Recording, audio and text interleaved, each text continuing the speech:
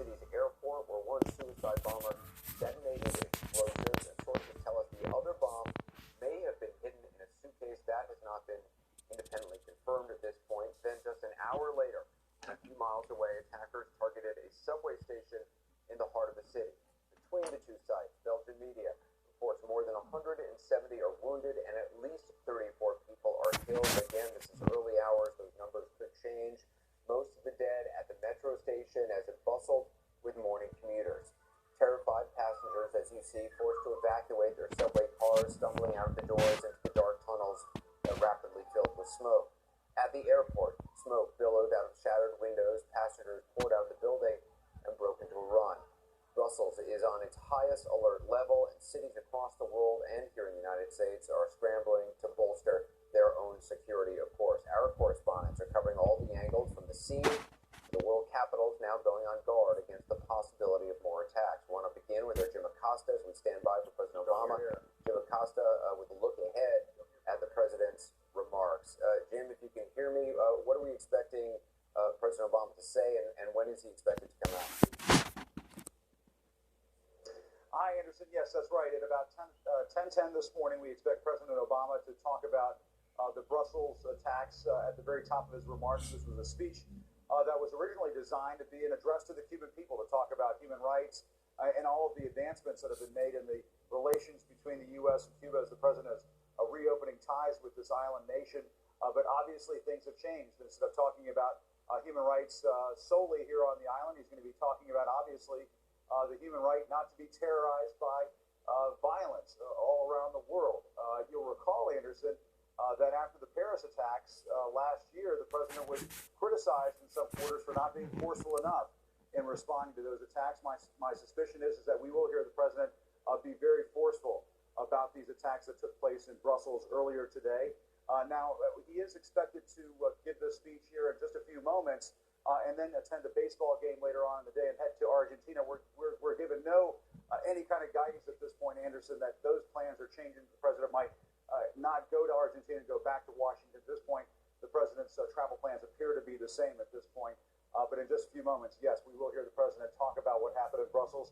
He's been briefed on the situation. He's talking to officials, and the White House says U.S. officials are in contact with their counterparts in Europe right now as this investigation moves forward. Anderson. All right, Jim Acosta. Jim, thanks very much. And again, as we await President Obama's remarks, let's bring in Nem El-Bagir, who's outside the airport in Brussels. Also joining us is Nick Robertson from London.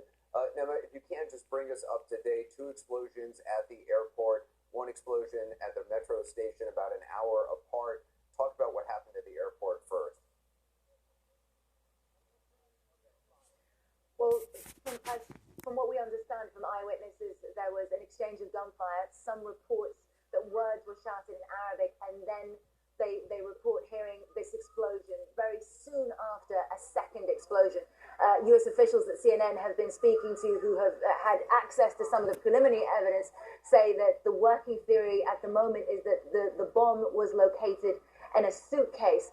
About an hour later, as authorities were rushing to deal with the scene here, in fact, it was we were making our way here, we saw a line of police cars going in the opposite direction from the airport. That's when we heard that there had been another blast at the Malbec train station, just around the corner, really, almost on top of it is the European Commission. One eyewitness inside the Commission reported to us that he felt that detonation, he felt that explosion inside there.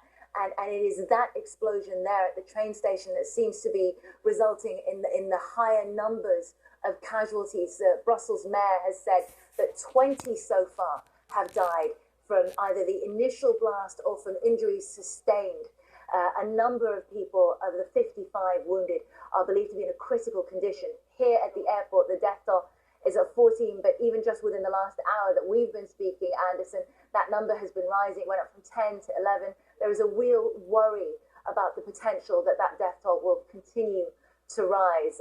Authorities immediately cordoned off the area around the airport, and very quickly they brought the transit system, the train system, to a stop and shut off some of those underpasses through the central area of Brussels. They closed the schools. Then the Prime Minister announced that the threat level had been raised to level 3. which means potentially now that they are, we know what it means. We know it means that they are deploying on the streets, because we've seen military helicopters going back and forth from this airport. Soldiers will now be on the streets of Brussels, and the Prime Minister has announced that this city, Anderson, is now in lockdown.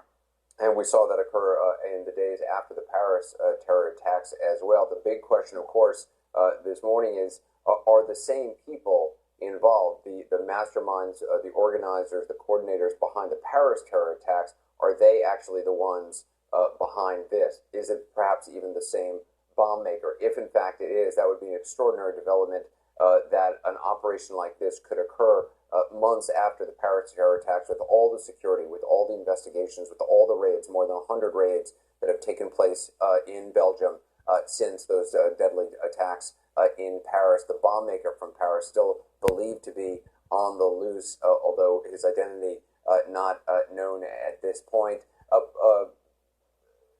In terms of the situation at the airport, there was also, we understand, Nema, a controlled detonation of what was believed to have been another explosive device. Do you know anything about that? Well, all we know is that the Interior Ministry warned people that this would be occurring. We don't yet know whether they just suspected that it was an explosive device. We have no sense yet what they found when they detonated that device. We do know forensic teams are on the site, and they're trying to really get as much evidence, as much usable evidence, because this is also an ongoing operation.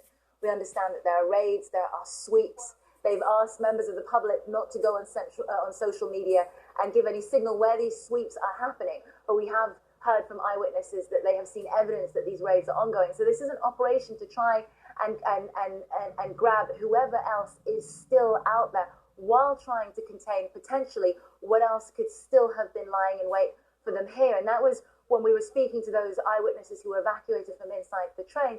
That was really the spectre that was on all of them, the first responders who bravely went in there to evacuate people. They didn't know what they were going to find down there in the dark as they walked people out. And you saw that in the faces of people as they emerged from the station, in the images that we've been seeing. Just the shock. One woman was crying, saying, there are still bodies down there. This is a government that's having to deal with a nation that is reeling, while at the same time making sure that they are trying desperately to get ahead of what else potentially could be out there, Anderson. And Nick Robertson in London, as we await President Obama, you saw him a second ago entering the building where he's going to be giving a speech. We're going to bring that speech to you live, of course. But Nick Robertson, this, of course, comes just days after Salah Abdeslam, the 10th terrorist involved in the terror attacks in Paris several months ago, was apprehended, was shot while being apprehended, but he is now in custody after what had been a massive, months-long manhunt. So that was a real victory for Belgian authorities, but it raised the very real concerns that there was another operation underway because of what else they found and who else they found Salah Abdeslam with. They found him with and neutralized somebody who was one of the prime suspects in helping coordinate the Paris attacks. They found in the house that they disrupted this time last week in a raid in Brussels, detonating equipment for explosive devices. The Paris prosecutor has detailed some of the things that Salah Abdeslam was involved in the lead up to the Paris attack.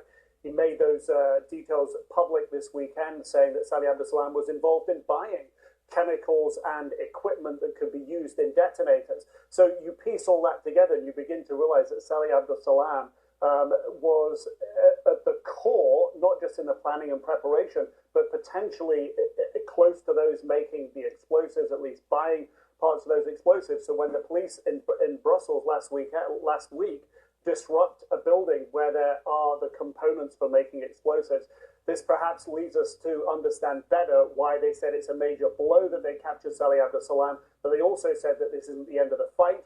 His lawyer, Salah Abdeslam's lawyer, said that he was cooperating with police. If that is not a direct or coded message for his cohorts to step forward with any attacks because he might be about to hand over vital information to the police or just a coded warning, that has to be one of the ways intelligence authorities are looking at it. And as we look at the attack in the airport in Brussels, this is a classic terrorist attack.